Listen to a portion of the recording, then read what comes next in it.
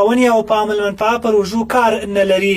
هغه وویل چې په تیرو 18 کلونو کې په دې ولسوالۍ کې د بیا رغونې کارونه د جګړو او ناامنۍ له امله نه دي ترسره شوي. نوموړي له وسلوالو طالبانو څخه وغوښتل چې نور د په هیواد کې د سولې او امنیت لپاره کار وکړي. هغه دا هم ویل چې نور له جګړو ستړي شوي او د سولې او امنیت تږي دي. د ویل چې د یاد سړک په جوړېدو سره به د تګ راتګ په مهال ستونزې هوارې شي. نو له طالبانو ورونو د امارت اسلامي افغانستان څخه د موږ دا غوښتنه ده چې دا بیا رغونې په کارو کې د دوی همکاري غواړو. ځکه دغه اوس ګوره دا ډاکټر صاحب د غولو د سکوټه خلاص دی، دا تر دولت خان تر ټکه پورې دا د دوی په مټ باندې چې نظارت په دوی کې امنیت یې دوی په غاړه ده د طالبانو ورونو.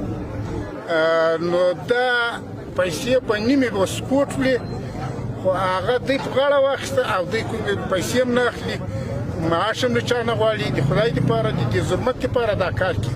د وسلوالو طالبانو یو تن مسؤل چې نه غواړي نوم یې خپور شي وایي چې د یاد سړک د جوړولو کارونه به څاري تر څو چې په پاخه او اساسي ډول سره ورغول شي. هغه په دې اړه له نورو خبرو کولو څخه ډډه وکړه. د یادونې وړ ده چې زرمت ولسوالۍ د پکتیا ولایت اړوند ده چې د پکتیکا موټاخان او د غزنی ولایت د ټک دولت خان سیمې په څنګ کې پرته ده. دلاور دانش، میلمه راډیو.